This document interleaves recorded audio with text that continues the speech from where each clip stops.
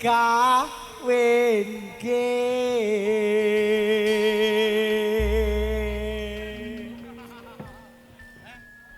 karo sapa tele wis ya ora apa-apa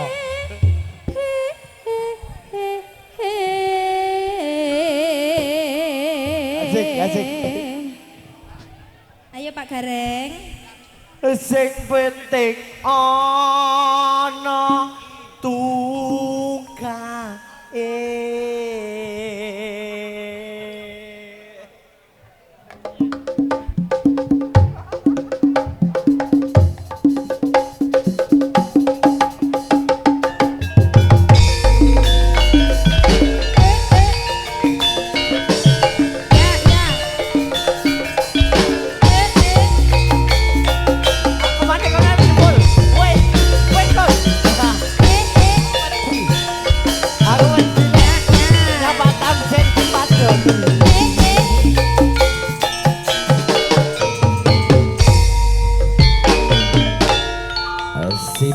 simbok piye le weteng kuluwe heeh ana ketan coba tukak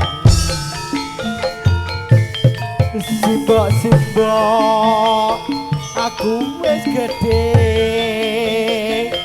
ana perawat coba takak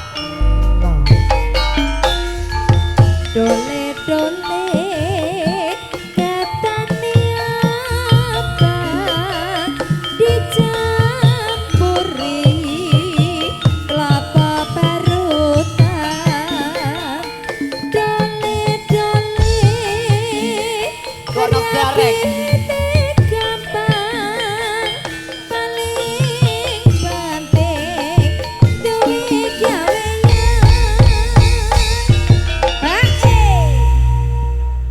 aduh simbok penting kawinan aku iki mbok wis mendem kowe doa waduh simbok ra bisa turu awan bengi pengen ketemu ora gampang wong bebojoan Samplar budaya lagi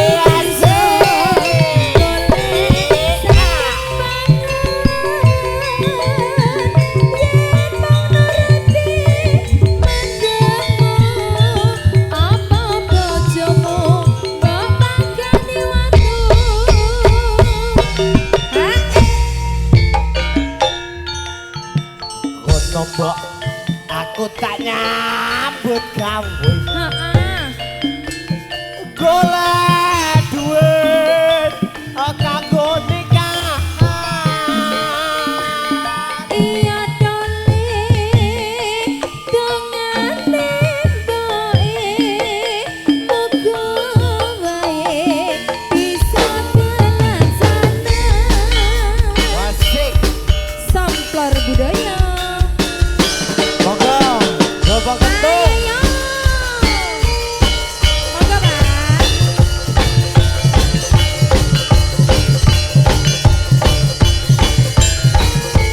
wasik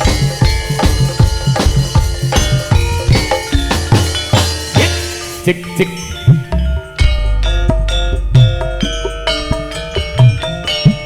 nangis sajroning atiku nalika sliramu ninggal aku apa sliramu ra krasa aku kudu sambat karo sapa tak suwun rina lan bengi muga-muga Gusti ngijabahi saka pananggonmu bali bisa kumpul kaya duke ngene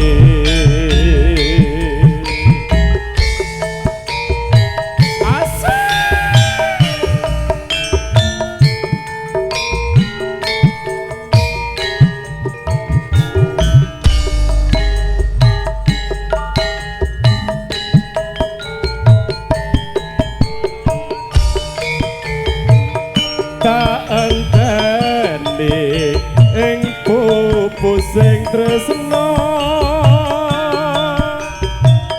balong nangka bebasane mung katon katon sliramu bae aja lali pameleku kemana nih mas janji-janjimu aku kang setia setuhu tak enteni nganti sabalimu Mas Gatot iki lho bos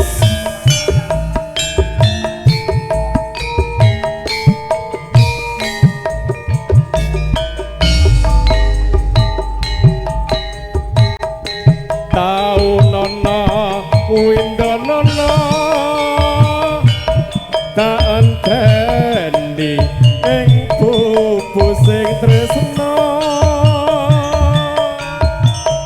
balong nangka bebasane mung katon katon sliramu wae aja lali bawaleku kemana nih mas janji-janjimu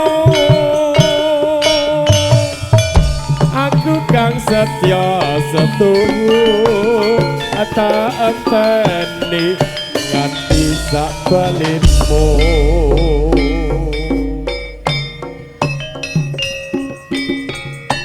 Bapak terima, monggo. Mbak Yuli Suramadu Kakak Nolo, terima kasih Kang Sunadi Nolo. Mbak Yuli. Nggih Mas Dereng. Minangkani pamundutanipun Kakak Nolo. Dek Tarman.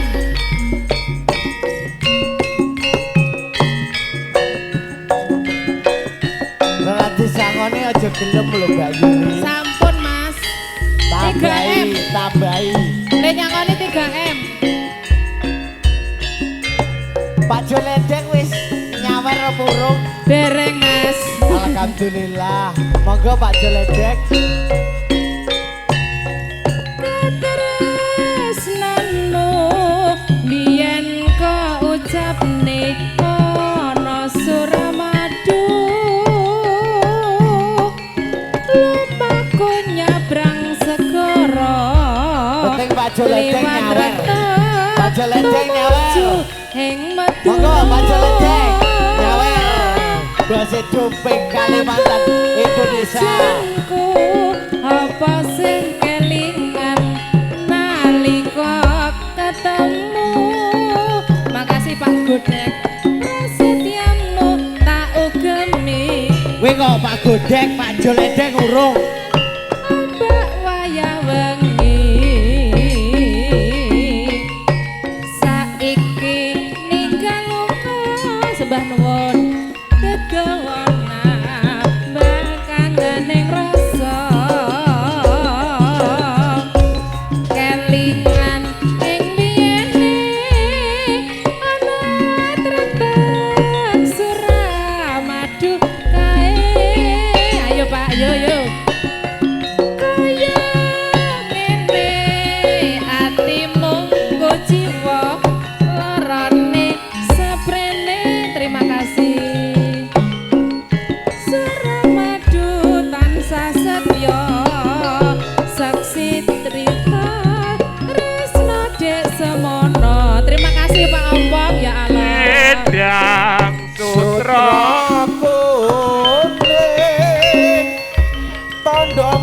tata kang diwenehake nalika perpisahan ora lalekake wis setahun aku tansah mikirake kowe yen to aku lara selendang sutra kuning yen eling kowe aku nyanding selendang sutra kuning mong sing tak puji muga sliramu enggal bali yen rina lan wengi aku mung tansah tak ingini yen to aku lara selendang sutra kuning dadi tangga ning dinggonku goleki buat abote kepengin ketemu najan ada tak parani mung nuruti karepe ati bareng saiki ketemu kowe lunga ninggalake aku kaya sinandal atiku lotu metes nelesi pipiku yen pancene ora tresno mbok yo kondo sing prasaja aja gawe gelok ati aku ora bakal gondeli Mas Gareng dilarani siap kaya ngene lelakonku biyen ngopo kok dadak ketemu yen pancene dipisahne gawe gelo ati selawase elingo marang janjimu saiki jur lali rusake awakku iki amar wong sing tak tresnani rasane lara dadaku wong ayu kowe lunga ora pamit aku saiki aja dunungmu mong kacuku ning tandha katresnanku kacuku ning dadi bebeling nalika biyen kowe isih nyanding Bapak Kardi Baucang rapi sopisah najan mong sedelo Age-age ndang baliyo wong ayu selak kangen ketemu sliramu kacuku neng tajak nunggu baliyo wong ayu kumpul karo aku nggih sing penting aja samprali dulur tayub karek somben buka songo tanggale 17 niki panjenenganipun Kang Mas Bro Lanijo dukuh watu 5 kula pribadi nggih wantu-wantu rawuhipun panjenengan ngoten dulur nggih tak nganggrane tanggale 8 2021 yo panjenengan kanggo karet arep digawe tanggale 8 jalan wong kang Samplar budaya, bro.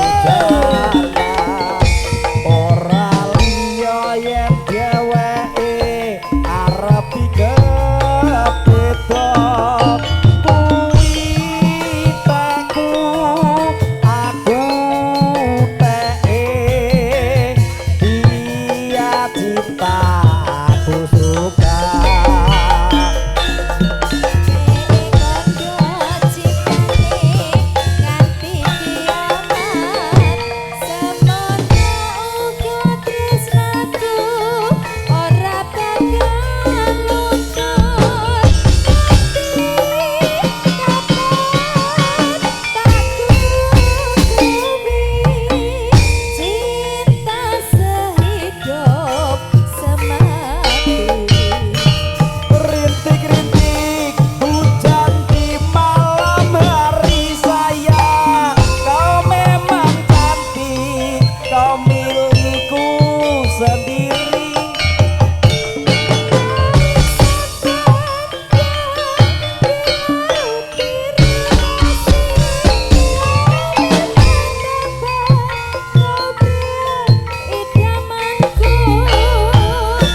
ayo memuji urip bisa sembadan urip bebrayang yang pupe jaman lala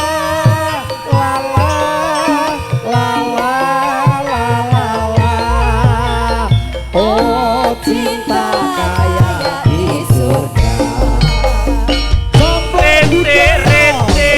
hujan di malam hari sayang kau memang cantik kau milikku sendiri ayo Mas Arda Lurah Sobo monggo Mbah Demang Sobo Munjungan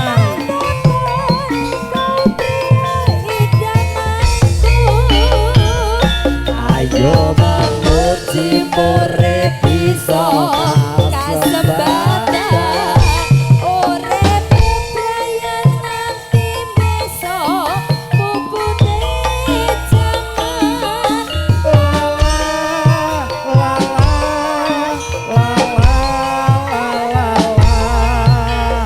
oh cinta kaya di surga matur suwun Terima kasih Kakak Trimo.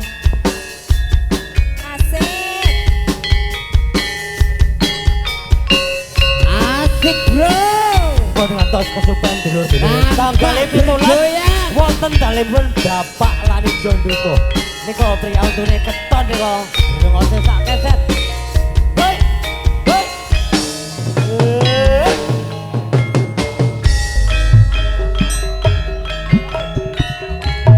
rasane yen dilarani pangga eling teganing saiki atiku kebajo tresno mergo kowe tega mentolo apikmu mung ana labelis jebol lamis kabeh katresnane ning ngarepku kowe tresno lis ning mburine lis malah gondol liya aja ngati nyawang aku yen to werulis nyebati mripatku Pokoknya lek Mbak Lurah alus karang kaliyo kates. kowe timbang dadi lilim sak lawase biyen madu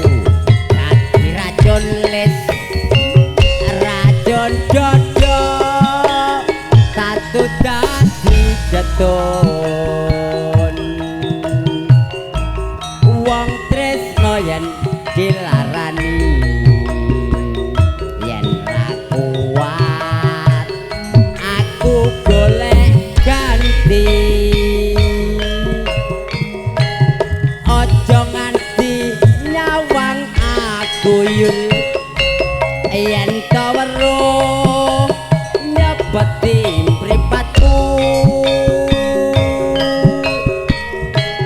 aluwung ngaliya kowe timbang dadi lilip saklawase biyen madu dadi racun yul racun dodo tatu dadi ketun wong tresno yen dilaran yen ra kuat pilih golek ganti Demang Tawing Bakris Karangkates sampar budaya bro Karangkates kampak bergoyang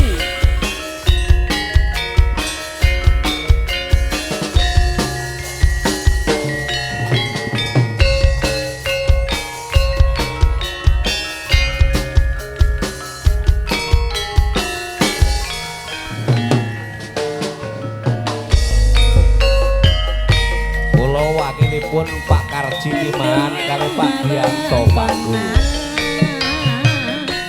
Kinclong kinclong banyu ning buka kenangan laras tebang asmara sumir lirik hatiku terang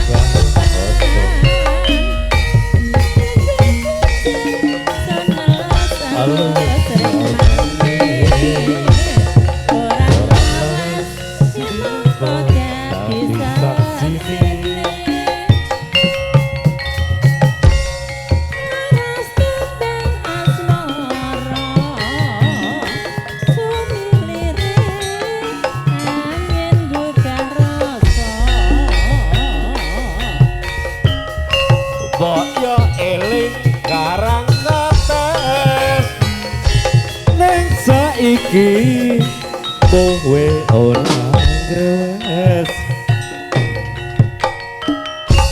Karangkates ninggal tresno aku kowe nate sumpah setya hilang muspro saiki ana ing endi tanpa pamit iku nyulayani janji swara ati mung tansah angenteni Karangkates ninggal tresno kang sejati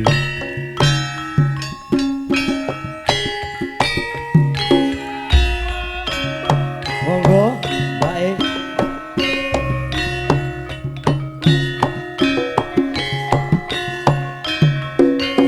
Gas.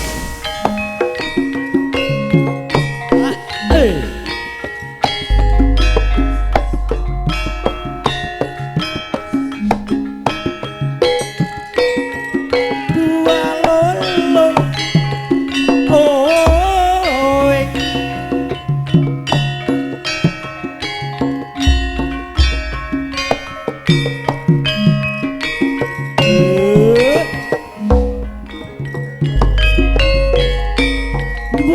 mbokne tak takoni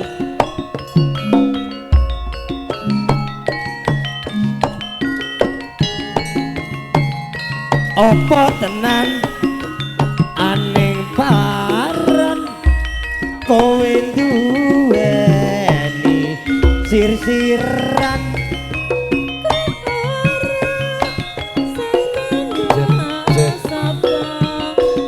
ojo mungkir aku kuatir godane jaman saiki sing eling melu lali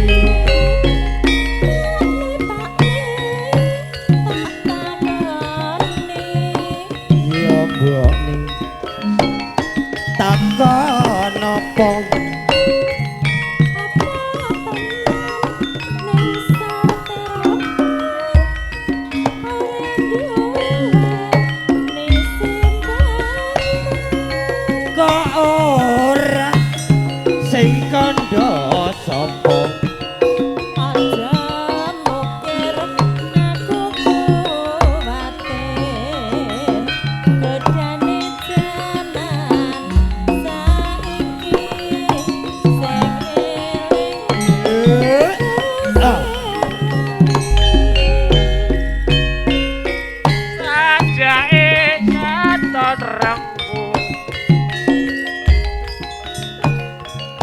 dene sampun dangu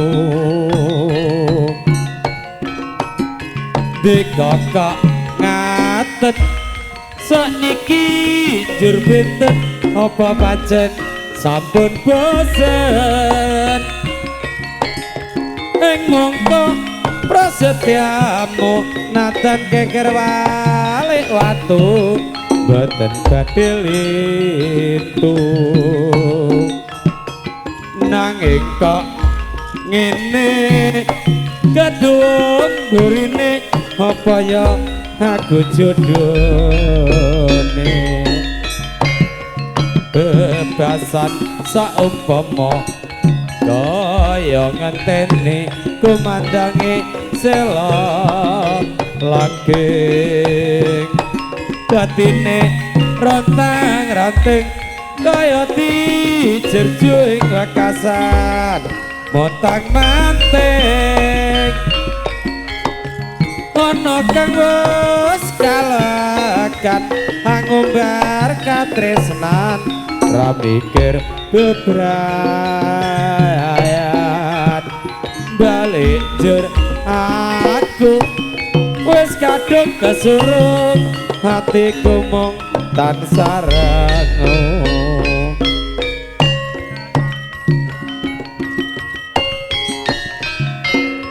yen tresno tetep katon ing netra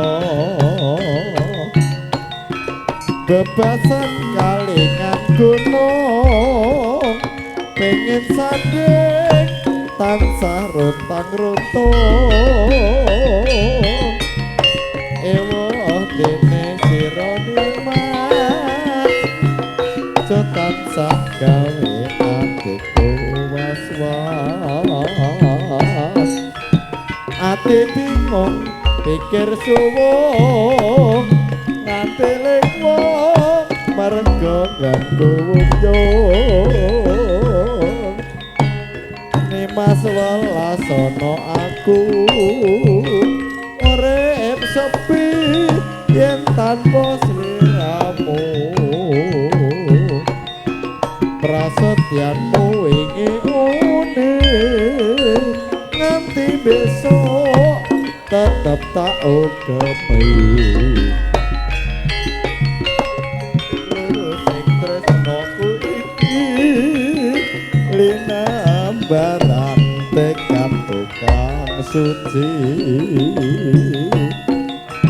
tak antepi jroning kalbu kairing sumpah lan prasetyanmu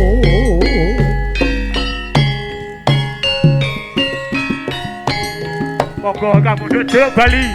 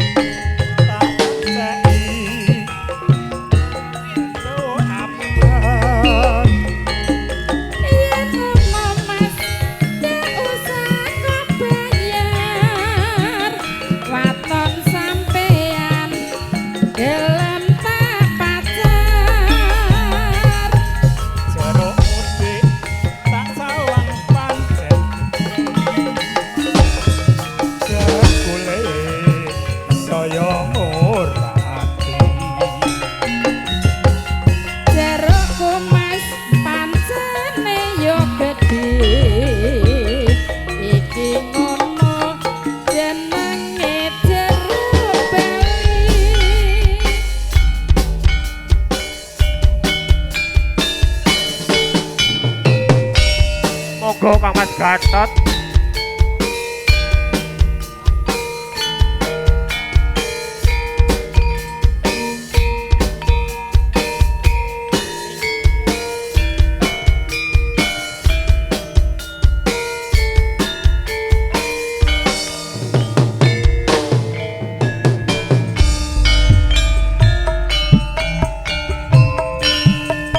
Sing gedhe pangapuramu nimas pepujanku jejantung atiku sampung ngomong waji dalu rupeta saremu kelawan garwamu nimas kang ratite kake murih lestarine hape wiratine kang ono kang ruwe nanging akibate aku mung bayangke remuke atiku iki yen terus ngelingi bocah teliti pomo tenan sida dadi jatelu takkan di kopok kemati mendah boyo yen andika urip lan andika iso bagya mulya tur lair putri Sulistya kang bisa nyuwara dika aweh rono remuke atiku iki yen terus ngelingi bocah teliti pomo tenan sida dadi jatelu tak ngerti di kopok kemati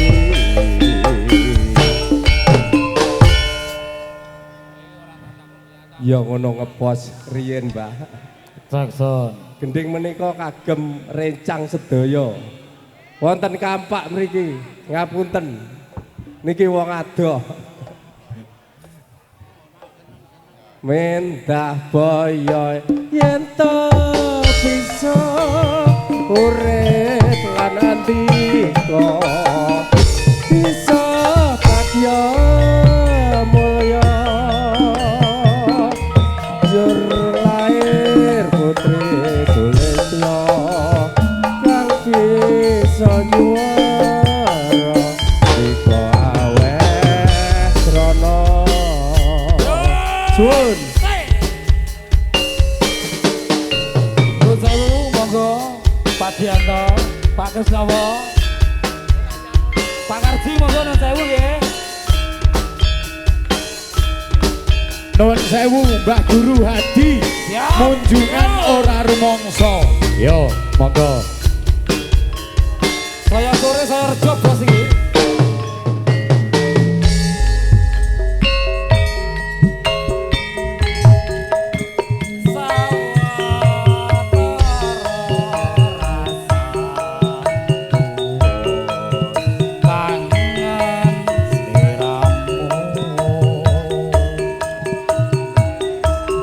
Reno katon ning netro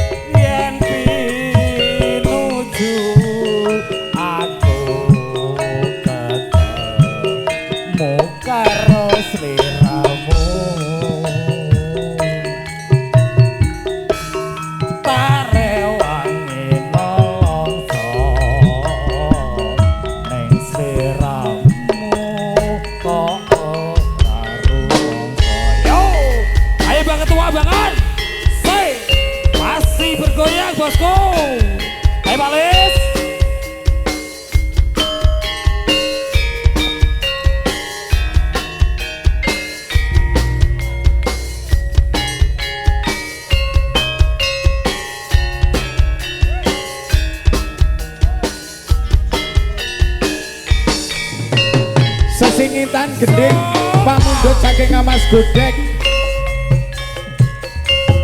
tresno amung sesingitan ampot sanggane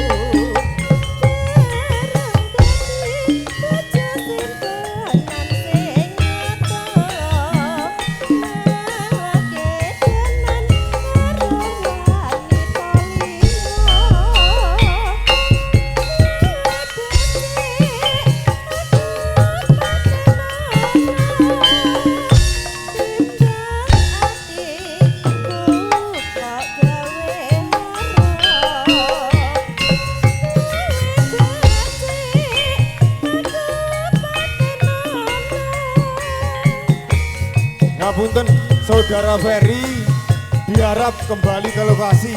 Saudara Ferry diharap kembali ke lokasi.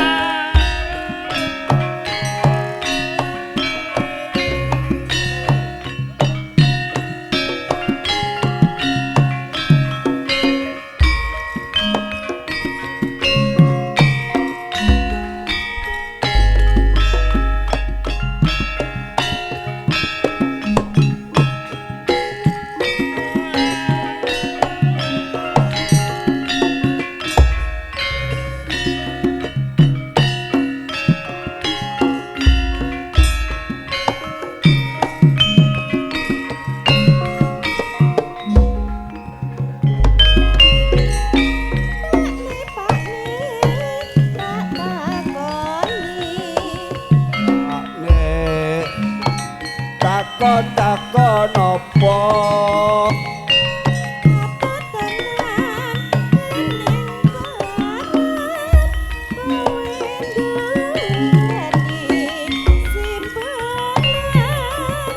ora sing kandha padha sapa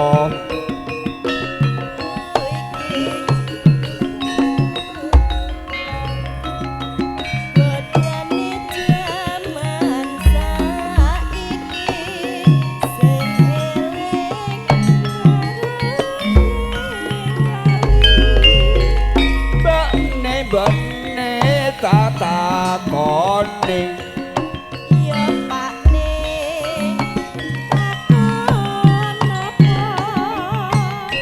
apa tenan aneh-aneh paran siramu kowe kendaan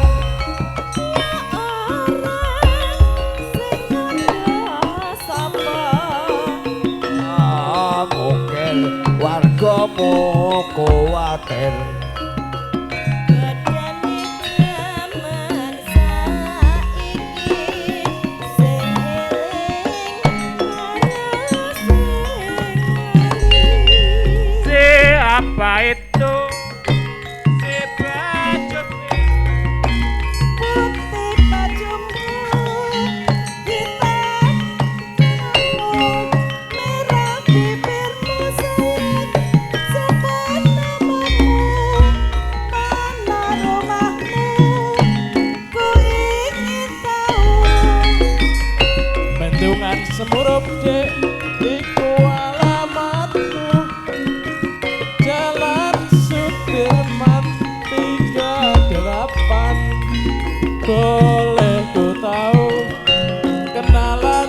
namaku mane coba bakul bakso si baju biru.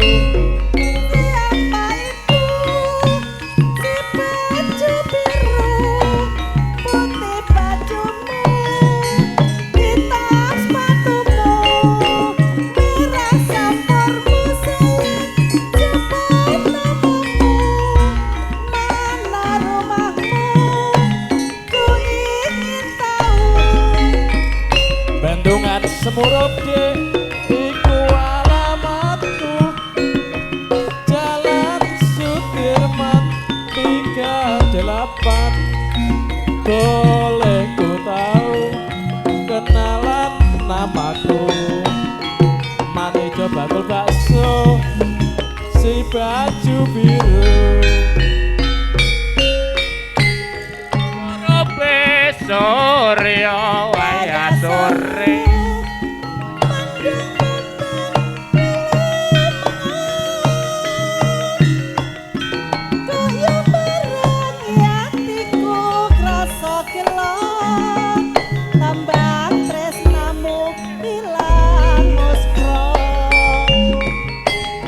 Apa pancen pacoban urip iki sliramu natoni atiku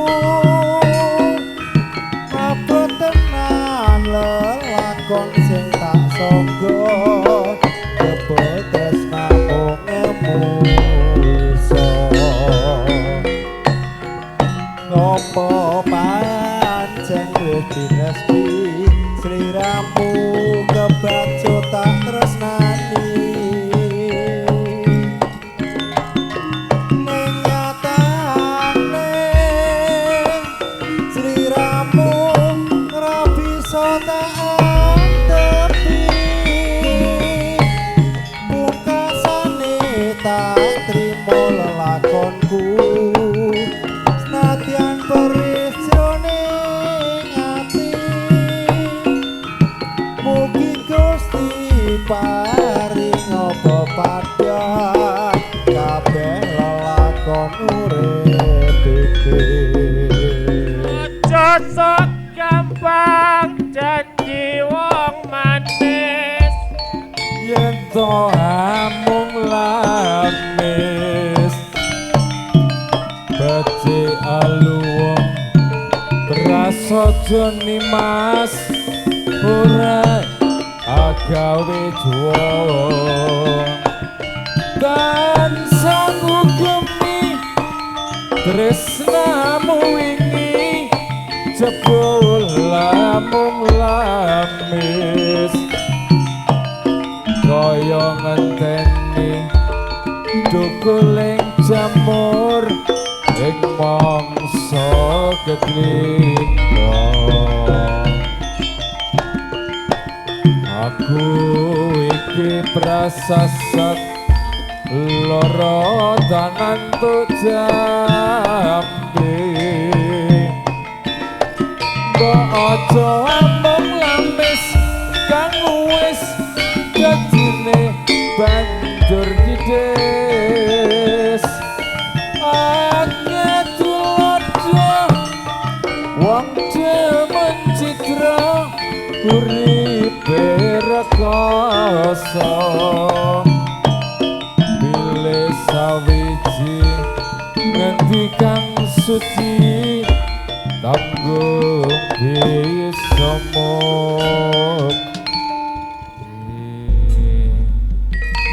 matur sembah nuwun Somplor Budaya.